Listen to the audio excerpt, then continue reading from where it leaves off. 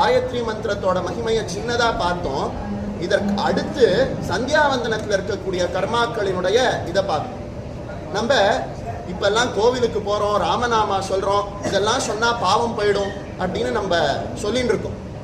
ஆனா சந்தியாவந்தனத்துல அழகா ஒரு மந்திரம் வரும்.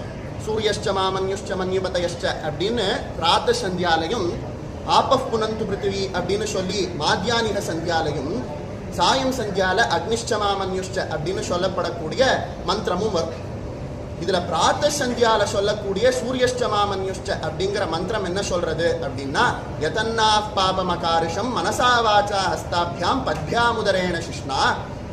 நான் எந்த பாப்பம் பண்ணியிருந்தாலும் மனசா வாச்சா ஹஸ்தாபியாம், என்னுடைய மனதாலையும் வாக்காலையும் கையாலையும் மற்ற கரணங்களாலையும் நான் என்ன பாப்பம் செஞ்சிருந்தாலும் இதை அத்தனையும் சூரிய பகவானே நிவர்த்தி பண்ணிடு அப்படின்னு வருது. அடுத்து மாத்தியானிக சந்தியால என்ன வருது? ஆபஃப் புனந்து பிருத்திவி அப்படின்னு.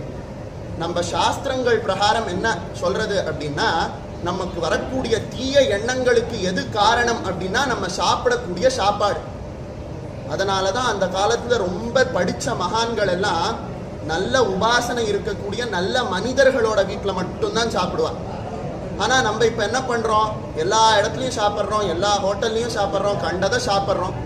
அப்போ நம்ம மனசுல தீய எண்ணங்கள் வரும் இல்லையா? அந்த தீய எண்ணங்கள் வராம இருக்கிறதுக்கு யஜுச்சிஷ்டமபோஜ்யம் யத்வா துஷ்சரிதம் மம, தீயதான உணவுகளை நான் சாப்பிட்டதுனால எனக்கு வரக்கூடிய பாபங்களும் போகட்டும் அப்படின்னு மாத்தியானிக சந்தியால கேட்கும். அடுத்து சாயம் சந்தியா வருது. அந்த சாயம் சந்தியால என்ன சொல்றது அப்படின்னா, பிராத்த சந்தியால ராத்திரியில பண்ண பாபம் எல்லாம் போகட்டும்னு வேண்டிக்கிறோம். சாயம் சந்தியால நான் பண்ண பாவம் ராத்திரி காலை இரவு பகல்னு எதுவும் கிடையாது, எப்ப பண்ண பாவமா இருந்தாலும் போகட்டும் அப்படின்னு கேட்கணும். இப்படி பாபங்களை எல்லாம் போக்குவதற்கு ஒரு அற்புதமான சாதகமா சந்தி இருக்கு. அதையும் தாண்டி நம்ம மாத்தியானிக சந்தியால சூரியனை பார்த்துட்டு ஒரு பிரார்த்தனை சொல்லுவோம்.